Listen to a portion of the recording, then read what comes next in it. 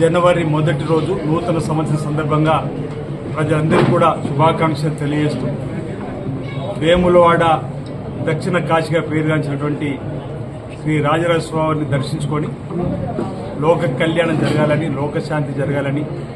ప్రజలు సుఖమయ జీవితంతో ఆనందమయ జీవితంతో అశ్వతో ముందుకు సాగాలని సకాలంలో చక్కటి వర్షాలు బ్రహ్మాండంగా పడి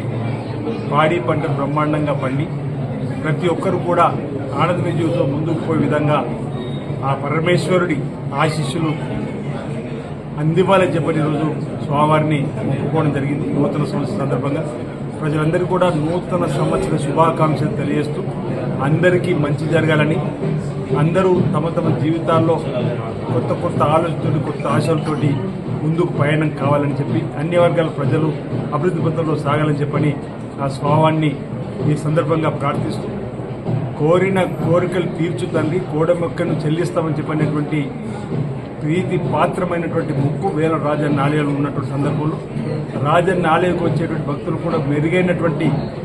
దర్శనాన్ని కల్పించడంలో ఆలయ విస్తీర్ణ ఆలయానికి వచ్చే భక్తులకు ఎలాంటి ఇబ్బంది తలెత్తకుండా ఈ రాష్ట్ర ప్రభుత్వం కూడా గౌరవ ముఖ్యమంత్రి రేవంత్ రెడ్డి ఆధ్వర్యంలో దేవాదాయ శాఖ మంత్రులు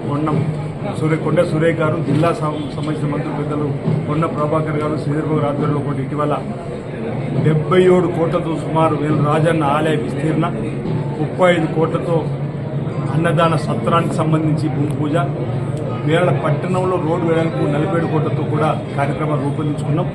ఈ 2025 సంవత్సరాల పనులను కూడా వేగంగా జరిగే క్రమంలో ఎలాంటి విఘ్నాలు తలెత్తకుండా చూడతానని కూడా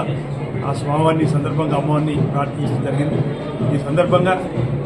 2025 నూతన సంవత్సర ప్రారంభం రోజు సందర్భంగా ప్రజలందరికీ కూడా శుభాకాంక్షలు తెలియజేస్తున్నా. పరమేశ్వర ఆశీస్సులు అందరికీ అందరని వేడుకుంటున్నాను.